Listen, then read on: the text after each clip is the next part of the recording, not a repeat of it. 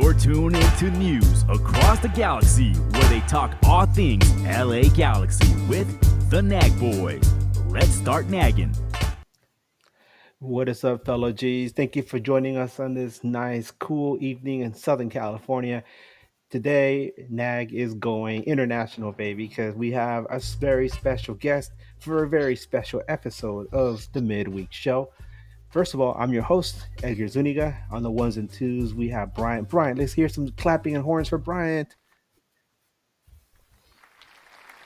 There we go. And But our special guest for today, all the way from Brazil, our good pal Lil, Galaxy fan international, dressed in his Sunday's best. What's up, Lil? Welcome to the show. What's up, Benvindo. guys? Thank you so much. Thank you so much for having me. It's really great to be back. It's really good to be here to talk about another Brazilian jam. And yeah, it's gonna be exciting. So let's get into it. Yeah, from the moment we first heard his name, you contacted me and you say, "Oh my goodness, this guy is gonna be special." And you said we have another pack. Galaxy fans and even MLS these days, people immediately perk up because he went from being a who's that to a potential MLS MVP this season. Um, Granted, Pinto's out right now and Ricky Puig won't be back until sometime in the summer. So LA Galaxy needs as much positive attacking power right now. And from everything that I've heard from you, from everything that I've seen, the hype videos, it seems this kid is something special, right? And he's so young. So without further ado, what can you tell us about him, please? So it's a lot. It's a lot to take in. It's a exciting new signing for us, and if you just look at the reaction from the Botafogo fans, you might even be mistaken. Like they are really happy that he's leaving, and I'll get more into that later. But for us, I think it's exciting because it's a new player. It's a fresh face in our roster, so I think he's gonna do great things. Like the moment I first saw them announcing the rumors that we were gonna sign him, I was like, okay, Wilkins is doing the right thing. He knows where to look. He's cooking as he has been for a very long time now for us. So when I saw the news, the rumors, I was like, okay, this is special. We are on track for something good, and I know that because Matheus is a staple in our youth national team, the Brazilian youth national team. He's been there like ever since he was coined as this golden boy of the Brazilian national team. He has been there, and he has the potential to do great things, but he has a bit of a slow start for now. I think people had put much bigger expectations on him than that what he has been delivering so far, especially in Botafogo. So it's the contrast of our excitement compared to what he's seen as here in Brazil. It's really a huge difference because he's seen as this kind of a flops in a way. Like people were super hyped about him, waiting for him to just pop out, and he hasn't sparked that as much as people thought. So it's a huge difference. But as we're gonna get more into later, I believe he's gonna be great, and we don't have much to worry about. By the way, I was online earlier just looking up information and I saw that just a few years ago, Manchester City was actually interested in him. They came sniffing around, and Botafogo was like, you ain't gonna take him that easy." And I think they put up his price kind of high, and maybe Man City got a little dissuaded. But it's this guy who has been pursued by Man City. I heard that some other teams besides LA Galaxy were also interested in him this time around. So what changed? Do you think? What changed? Why is it that Botafogo suddenly decided, hey, you know what? Let's let him go for now, and maybe hold on to him, and maybe he gets good in MLS. Is that the case? So I feel like in order to understand this move for Botafogo, we need a lot of context, and we have to go back to 2020. It's when he was first called up to the main Botafogo team. And yes, he was called up in 2020. He was 16 years old when he was called up to the main team. And that's a crazy move. Like, you have to have a lot of faith on your youngster in order to call him up at 16 years of age. Like, that's not common. And that's where I feel like Botafogo messed up with him, because that was a really rushed move. He shouldn't have been called up so early, and that's what derailed him. That's what started his slow start. So yeah, he was brought to the main team when Botafogo was in a downward spiral. They were doing really bad at Serie A, which is our first flight, our main division. And in that year, 2020, Botafogo got relegated to the Serie B, which is the second flight. And a lot of pressure was put into the youngster who was barely 17 years old. And that was the moment that I feel like he lost his confidence. He lost a lot of playing time as well. Like in 2021, Botafogo played the Serie B and they got promoted again back to Serie A. And in that tournament, Matheus didn't see much play at all, actually. He was always benched, or he didn't even get off the bench sometimes, and he was just not getting playing time. And when imagine that for him, like when he was in the youth system, like under 17 and stuff, he was the guy in Botafogo. He had a huge contract, he had everything, he was the guy. And then he's called up to the main team and he's not starting, he's not coming off the bench, he's just lost. Like, I believe that took such a toll on him that he just didn't perform, and he lost playing time. He basically got off rails with Botafogo, and I believe he hasn't been the same since. And that's why they are so harsh on him. They are really rough with him because Well, I'm a question.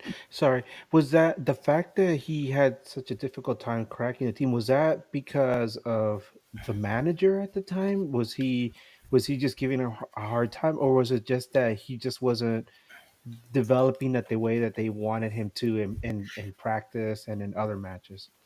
I believe that at first it was a development thing. Like, he wasn't performing up to the expectations of the fans and the staff and everyone, and that ended up affecting his game. And then from there onwards, he just couldn't get back on track, and that's what made him lose playing time.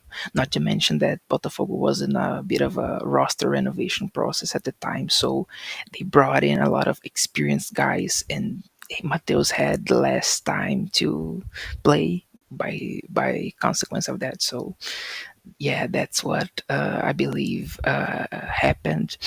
And then eventually Botafogo got back to the Serie A, and I don't know if you saw it, but last year they won the Serie A. They won our main championship here in Brazil. And basically he didn't see the field. He wasn't playing at all. He lifted the trophy, he was celebrated with the guys, but he had no play in that title. So like, that really takes away the confidence, especially on such a young player. And what about his performance with the national team? I know you mentioned to me before that he's been teammates with Gabriel Peck, and that they have some sort of connection, a certain synergy. How would you describe his experience with the national team at the youth level, and also his experience with Peck? So Peck actually didn't. He played a lot for our youth national team, but he didn't play much, and definitely not as much as Mateus did.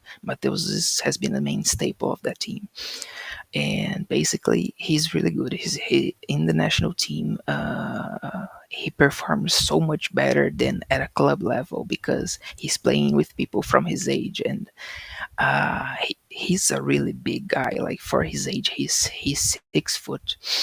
That's 182 centimeters. So he's a really big guy, and he's very agile for his size. So when he's playing guys his size and his age, he really excels. And that actually got into a lot of Botafogo fans' minds. Like, why can he perform so well for the national team, and when he gets here, he just can't do it? So at a national level, he's really good, and he has played with Peck a couple games, a couple tournaments. They have this bit of connection, and I feel like that's gonna transfer really well in our roster, because as much as Peck had Portuguese speaking staff with him, I feel like it's important for him to have a player, a friend, a Brazilian friend to hang out with and talk to, and they are gonna get each other accustomed to the environment. So at the end of the day, I feel like this move is great not only for the infield stuff but also out of field as well. It's gonna be incredible for Peck and him to connect on the team. Yeah, I that is one thing that's really going to be working for him, and it's kind of interesting because our background, you see the background is as it says Gabriel Peck.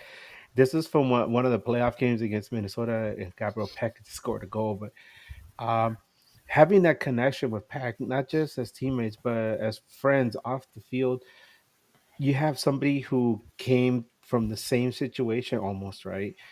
And went through it and ended up winning a championship with the team. And now here comes Mateus, and it's an opportunity for him to come here. And having Peck here, will he gives him that welcome, right? That warm welcome. Um, what do you think LA Galaxy fans should expect from him early on, and what could he develop into once he's already acclimated with the team? Yeah, so that's a thing I really wanted to get into, because I gotta ask the Galaxy fans to be patient with him, because he's coming off a rough patch. Like he has been dealing with a thigh injury actually since the beginning, the end of last year. He just got back on the field, but he was dealing with that injury, so he's still getting back to the field and getting accustomed to things again. But not only that, but in a mental aspect as well, he's gonna have to get accustomed back to the role of being the main guy, because I feel like that's what lost him his play. Like when he was the main guy in the youth system, and then he lost that role, that took the a toll on his mental health and everything. So he underperformed. So now that he's pretty much gonna be back on the main role, like he has the nine. I was really surprised that he, when he held up his jersey, he has the nine now. So like we are already putting him in the spotlight. So I feel like that's where he thrives. So what I was gonna say is that we need to be patient with him, because maybe he's not gonna have a hot start. Maybe he's not gonna hit the ground running. But you remember Joveljic, he didn't start off really really well either. So I feel like if we are as patient with him as we were with Joveljic, I feel like he's gonna be great, if not better than Joveljic. Like he is really good. I'm gonna talk more about his game in a bit, but yeah, in a general level, I feel like if we are patient and give him time to just settle in and feel the atmosphere of being like the main guy again, that's it. That's what he needs. I believe that's what he needs, because once he feels that again, he's gonna get going, and no one can stop him, really. Yeah, one of the things that was interesting about the deal is that it said that it was a loan to a buy, potential to buy. Whereas I think initially Botafogo just wanted to just keep it as a loan. Um, do you think that he sees Major League Soccer as maybe a way to show Botafogo, hey, look at what I can actually what I can actually do when I'm given the opportunity?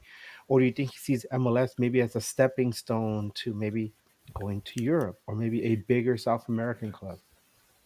Yeah, I feel like it's the having something to prove thing, because just like Peck, like when Peck left Vasco, when he left Rio for Los Angeles, like he had something to prove. Like he was underrated by the Vasco fans, and we saw what he was capable of when he arrived here in Los Angeles. So I believe that it's the same deal as Peck. Like he has a lot to prove. He has been criticized so much, like so much potential that was put on him that he couldn't deliver on because of many circumstances. And now he is gonna have the opportunity to be the guy again and to show his former club that, look, you didn't play me much, but look what I can do. Look what I had been doing on your youth system, and you didn't believe me when I was called up. So I feel like he has even more than Peck. I feel like he has more to prove than Peck did. He's younger than Peck. He has I feel like a higher ceiling than Peck, actually. Like he has a lot of potential. So with having so much to prove, and especially considering that Peck might leave soon, he's probably gonna see Peck leaving probably for Europe and be like, okay, if I deliver here in Los Angeles, that's where I'm going next. So even though he might see it as an opportunity to go to Europe, I feel like at the end of the day, he's gonna give 1000% of himself for us. So that's gonna be really exciting to see, and I believe that he's gonna give a lot of himself.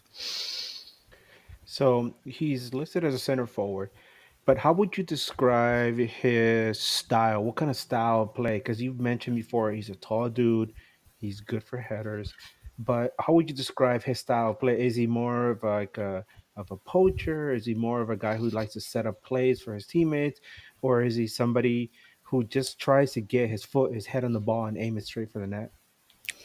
Yeah, it's the last one that you mentioned. It's he's a finisher. He was made for that. I feel like that's his strongest suit, actually.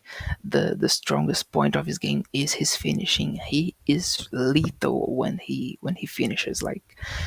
And I believe that he has the potential to be like a pencil, for example. Pencil, when he gets a look at the net, like it's either a goal or the keeper is gonna have to do something insane, because Pencil is really good, and I see that in Mateus as well. So that's what I see. But his style of play, he's actually really flashy with the ball. If you like Jogo Bonito, then you're gonna love watching him. You probably saw some of the video packages already. He's really good with the dribbling and stuff. But I feel like his main point is the finishing. He's really lethal. If you see some of his goals in the youth system, it's like from outside the box, just straight into the net. And I feel like he is a really good decision maker. Like he doesn't stall. He doesn't doubt himself. Like he is gonna shoot and it's gonna miss, or it's gonna be a great goal. But he doesn't lose the ball just thinking about what he's gonna do. When he sees the net, when he sees the play, he does it. He doesn't doubt himself at all. So I feel like that's really good. That's really good, especially in MLS. So that's gonna be great for us. What about his? You mentioned before that he's had issues with confidence.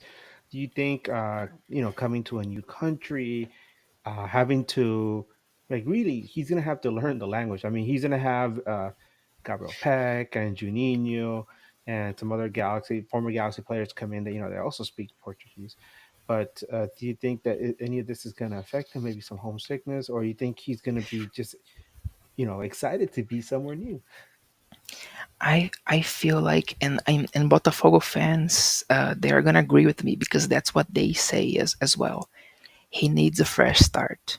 He does, and that's what they have been saying. Like they wanted him to get loaned because they believed that he needed somewhere new, because Botafogo was just too much pressure for him. I feel like he's way too young to be going through the stuff that he's going through in Botafogo. Like first the relegation stuff, and then like a complete 180, and then they are playing the Libertadores finals, and then they are winning the league. So that's a lot. And with the fresh start, even though it's in a different country with a different language, I feel like it's the fresh start that's gonna be the difference maker, because it's like a clean slate for him. He's gonna leave all of that stuff behind, and he's gonna see this as an opportunity to rewrite his history.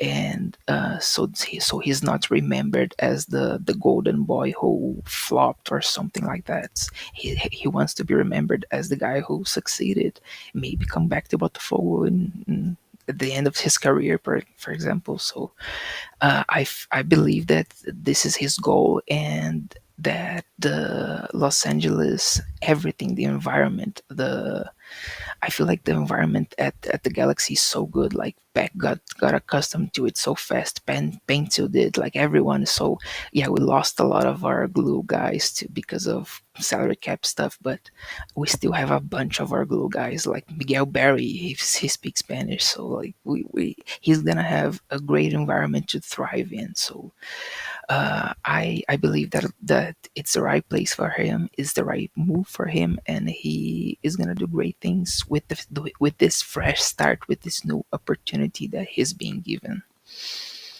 Yeah, you mentioned also that he got the nine, right? Which is Yeah, interesting because when Dayon first came on, he was given 99, and then eventually he dropped the extra nine and he became the nine. And it took him that season when he got just the nine itself. That was in 2023, and he struggled during that season, whether it was because of the system, which was mostly set up for Chicharito, or it was just him trying to find his role, like the way he was going to perform under Vanny's system, or maybe it was the nine. That nine is heavy. It's a heavy number. really Do heavy. you think that will affect his thinking as well? I'm just trying to. I'm trying to like mold it some kind of way to predict what we're gonna see from him once he does hit the field. What do you think? You think it's gonna be too heavy for him? Yeah, I don't think actually, because like maybe for example Joveljic, he wasn't so used to the spotlight even before. Like he has been a good player in the leagues that he's come from, but he was never the main guy. So when he was given that opportunity to be the star, to be the showrunner, he it affected him a lot, and he had to take a step back before taking more steps forward. And with Mateus, I feel like it's different. It's not gonna be the same. I feel like he's gonna take a bit of time to get there, just like Joveljic did. Maybe not as much time as Joveljic did, but he's gonna take a while. But I feel like the circumstances favor Mateus, because I feel like the the spotlight is where he thrives at. When he played really well, when he was the star of the youth team, when he was the star of the youth Brazilian national team, like all of that was him being in the spotlight and being the main guy and knowing what to do and knowing how to play that. So I believe that him having the nine straight off, like right off the bat, I feel like that's gonna be good for him actually. It impacted Joveljic negatively, but it's gonna impact Mateus positively actually. I think, because that's just the way he plays. He was coined as this golden boy ever since he was 10. Actually, he was signed by Botafogo when he was 10 years old, and just 5 years later, like 6 years later, he was being called up to the main team. So like he was all his life he was the star boy. So I feel like us putting him in this spot, it's gonna take a bit for him to get accustomed to the city and the environment and the plays and everything. But once he settles in, it's gonna be all out. He thrives in this environment. He is the main guy. He wants to be the main guy, and especially now that we don't have Pooch, we're gonna be a while without Paintil. So like he's gonna step up. He's gonna want to step up because that's where he thrives, and that's why I'm so excited, because I know he can do it. I know that because he has done it, and I've seen him. So that's what makes me so excited. I believe that that's perfect. They giving him the nine straight away. He's gonna be the star, just like he always been. I'm curious to know how Vanny is going to implement him because obviously, with the departure of Joveljic, uh, they brought in Christian Ramirez from Columbus Crew, and he's being tapped to be the man up top, but having having Mateos there, that's not a bad thing, right? Give Chris Ramirez a few minutes, and then have him Mateos come in maybe towards sometime in the middle of the second half and see what he can do. I'm really excited. Hopefully we get to see him play against San Diego. Um, Speaking of, let's transition a little here because and while we have you here, you maybe get your ideas as well. Um, we got pro referees actually announced the referee assignments for this upcoming match. I put them up on my Twitter page, but Alan Chapman, we get Alan Chapman for the first game of the season against San Diego FC. Alan Chapman is actually a FIFA sanctioned referee. Um, and he's a two-time MLS Referee of the Year in 2017 and in 2019. Both of those seasons, he also officiated MLS Cup. He's been around since 2012, and he has refereed a total of 251 MLS regular season matches, and that's not taking into account four matches in the MLS is Back tournament. Um, Out of all those matches, he's done 24 in total with LA Galaxy, yielding a record of 9 wins, 5 draws, 10 losses. When he's refereed matches for LA Galaxy at home, Galaxy has a record of 8 wins, 2 draws, and 5 losses. Obviously, this is San Diego's inaugural MLS match, so they can say that Alan Chapman was the first referee in their first match ever. Um, Alan Chapman's last LA Galaxy match was a 2-1 win over visiting Houston Dynamo last year, May 25th. He handed out one yellow to the LA Galaxy. And in case you're wondering, throughout the 2024 regular season, Chapman handed out a total of 56 yellows for an average of 3.1 per game. Only one red card the entire season, which is fascinating, and just one penalty kick. So this is the referee that's going to be there on Sunday. Um, a lot of prognosticators are saying that San Diego's going to have a really rough season. They have Chucky Lozano in there, and they got some other good pieces. We just spoke to Chiva from San Diego's FC's podcast, Two Balls and a Mic, and he mentioned that yeah, they don't expect to come out MLS Cup champions, but they're hoping that they can get one of the playoff spots, and they feel that we're new, but we're not gonna we're not exactly bottom of the barrel either. Um, Leo, what do you think? What do you think about this upcoming match on Sunday, and what your prediction is? So I believe that not every team can be Atlanta, right? They just won everything in the first season. Like it's hard to do that. And also St. Louis was really good in their first season too. But yeah, that's complicated. And I don't think the San Diego roster is like all that already. So I don't think we're gonna have an easy match at all because like it's the first match of the club's history. Like imagine every player in the field is gonna go crazy out there for trying to make history. So we're gonna have to watch out, especially because we have a lot of casualties there in our roster. We're gonna be very banged up, but I believe that we're gonna play well. I don't think we're gonna have much trouble with San Diego because, as I said, their roster isn't scary, at least not yet. So yeah, I think we win. Actually, I think we, even though we have so many roster issues out there, our guys are still like a bunch of our guys are still there, and I believe together they are strong and they are strong enough to beat San Diego, especially at the digs where we went undefeated just last year. So yeah, I'm not worried. It's gonna be a really interesting match, but I think we win actually 2-1. Yeah, that's a good one. I'm also thinking about the CONCACAF Champions Cup because before Paintsville got hurt, I felt that this team, even though Jovic departed, I still felt that they were good enough for a deep run in this tournament. Obviously, Paintsville's gone now, but you have Matheus coming in, and I'm thinking, what a good opportunity to have him play, get some minutes in an international tournament. Now the question is, are these LA Galaxy going to be facing Real Salt Lake? Or Herediano, and they played earlier tonight to a 0-0 draw in Costa Rica. The return match is going to be, in Sandy, Utah, and in just a few days. and that will determine whether LA Galaxy fans that want to travel to that match will, to the away match, will either pack their trunks to go swimming or they're gonna pack their cold weather gear because it's snowing up in the mountains right now.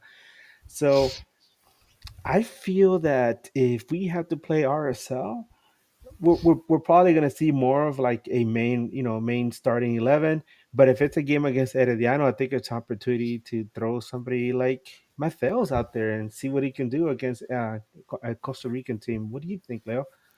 Yeah, I feel like that would be a really nice first test for him, a bit of a test drive, especially because it's an international environment and he didn't get to play many games for Botafogo in the Libertadores that they won. So I feel like he's gonna be excited to just travel to a different country and go face a different team, and I feel like that's a really good opportunity for him to show that he has that hunger and that play to just win these really important games. Like it's a Costa Rican team, but we they are still a really strong team, and especially away, like if they're in their house. So having to play there is gonna be interesting. I hope that we can play in Costa Rica because in the winter in Utah is just not it. We saw what happened with the other team playing in Colorado the other Oh day. yeah. Like it's not easy. So if we can avoid the winter, the cold stuff, it's good. And so hopefully we'll be going to Costa Rica, and hopefully we can play Mateus there. It's gonna be a great test drive for him, and let's see what he's capable of. Yeah, I'm really looking forward to Sunday. I'm just I just want to see him and Peck like play together, and maybe like there's like a counter and Peck gets the ball on the wing and they have Mateus streaking up the field. It just, to me, it seems like something magical is about to happen. So there's a lot of excitement right now. I mean, obviously, a lot of people are sad that many of the heroes that we had from the MLS Cup winning team are no longer there. But overall, this is still a very good team. Um, and adding some pieces like Sanabria, Mateus, these are really going to go a long way. Christian Ramirez, obviously, this is going to go a long way. Just a quick little side note: we found out that Sean Davis was let go by the LA Galaxy. He's no longer with the club. It's a roster move to just make sure the team stays under the cap, and it's goes again to one of the things that Marco Royce and also Maya Yoshida have been complaining about is how strict and how difficult it is to maintain a level of sustained success in Major League Soccer, because it doesn't matter how good you are, if you're too good, the league is going to come down hard on you and take you apart. And but at least we don't have like an issue like the Bundesliga where Bayern wins 10 years in a row, right? Yeah, it's a balancing thing, but I feel like it's kind of artificial. Like it's parity, but it's really artificial parity. Like it's not real parity. You're just kneecapping your champion. Like Yeah. this team just won your championship, and now you took away all his players. So yeah, we don't see many repeats in MLS, but it's not. It's because of the cap stuff. So it's really sad. Like it was so sad to see everyone go Jovic and everyone like it hurt. Yeah, I was going to ask you about that because it's something that we know about here in the US about how MLS is, and sometimes it's more blatant than others. And this is one of those cases, right, with LA Galaxy. But from your point of view, right, growing up watching, Futebol Brasileiro, and then all of a sudden you watch MLS and you start seeing these strange roster rules. How does that look like from, your perspective? Man, I have to tell you, it took me a lot of time to understand the GAM and TAM and RAM stuff. Like that was crazy Yeah. for me to understand, especially growing up watching the Brazilian league. Like there's no salary cap here. There's nothing. Like teams, they spend as much as they can, and sometimes that goes well, sometimes it doesn't. Like it strangely enough, it creates some kind of parity because, like, some teams they go on a spending spree, they win titles, and then the money runs out and they are relegated. That happened many times. Like, uh, Ah, Grêmio, for example, in the yeah. 2017, they won the Libertadores, and 4 years later they got relegated. So that makes that you can still have parity, you can still have crazy stuff happening in your tournament without the cap, without that stuff. Like, one sport that I love watching, American sport that I love watching, is baseball, especially because I'm a Dodgers fan, and it's hard to not love baseball when you're a Dodgers fan in Yeah. 2025. But I love that they don't have a cap. They just let everyone go crazy. And, like, if you don't spend, you're going to get left behind. And I feel like that's the mentality that MLS should have. Like, it would be so crazy if everyone could just spend and go crazy. But no, we have to sell our players and we have to waive the guy that we traded for. Like, it's crazy. And but yeah, as a Brazilian, it's really confusing stuff. And I wish it didn't happen. But oh well, I chose to root for this team, and There you you know go. that's what happens. Yeah, let me cry with my six banners, right? It's the gold uh, star. yeah. Yeah, and baseball is interesting. I always wonder if maybe MLS will do it someday because Major League Baseball, I think like the NBA too. I know the NBA changed some of the roster rules recently, but in Major League Baseball they have like a luxury tax. So there is like a soft cap, but once you exceed that cap, you're paying a luxury tax, and supposedly some of that tax money is supposed to trickle down to the teams in minor markets, like I would say like Minnesota, for example, Milwaukee. They're not where you don't have like big cities that are attract big names. So it's supposed to trickle down to them, and they're supposed to be able to use that money to attract names themselves and hopefully retain them. But it doesn't always work out that way. In the end, you have teams either in LA area, California, or New York that are usually are the ones that attract the big names.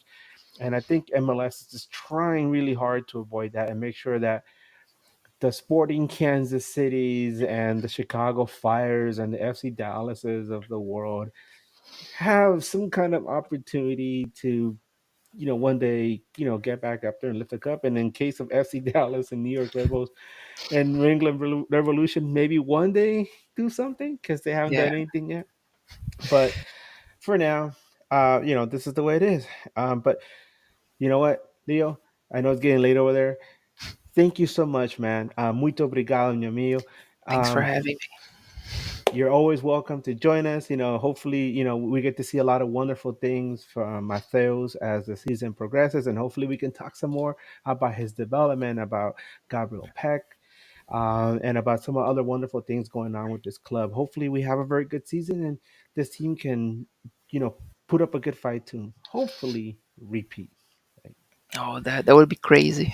That would be crazy. But yeah, just thanks for having me. It's always a pleasure to be here and talk Galaxy stuff. Like, I love doing that because here in Brazil I don't have anyone to talk that to. So it's wonderful to come here and talk about it. And as long as Will Kuntz keeps cooking Brazilian signings, I'm gonna be coming back here over and over again because yeah, it's great. So yeah, you Hell can count on yeah. me whenever, wherever I'm gonna be here. So thank you so much for having me. Thanks to the NAGn family for watching, and yeah, let's have a great season. Let's repeat. Let's win the Champions Cup. Let's do crazy stuff. We're gonna have a great year. Man, I love when Kuntz cooks some churrasco brasileiro, man.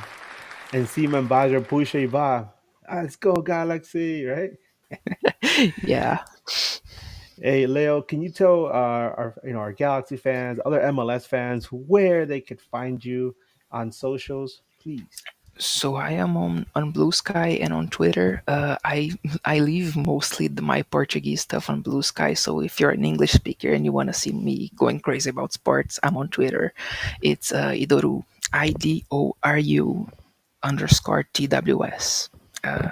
You can find me there. I'm going crazy about the Lakers and the Kings and everything. Like, I'm a sports fan, so it's really fun. It's really fun to talk sports on Twitter, and yeah, it's gonna be great. So if you want to see me there, I'm gonna be there, being really crazy.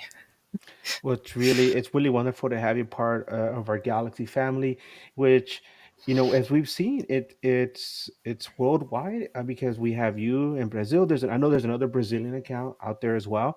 We have a good friend out in France. We have another one out in Japan, and who knows where else where LA Galaxy fans are. It seems like the sun never sets on this Galaxy empire, baby. Yeah, well, that's big club stuff. We are everywhere. We are all over the world. So like, what other MLS teams can claim that they have fans all over the world? Like, not many, not many. So we are huge. We are huge, and we are only growing. So we're in this together, all of us. Well, Leo, I almost called you Mateus. Leo, boa noite. Thank you One so week. much. Thanks, guys. And everyone else, thank you so much for joining us. This has been a very special edition of the Midweek Show, live from Brazil. Thank you, Bryant, once again. Leo, thank you so much again. Can we get some horns for Leo, Bryant?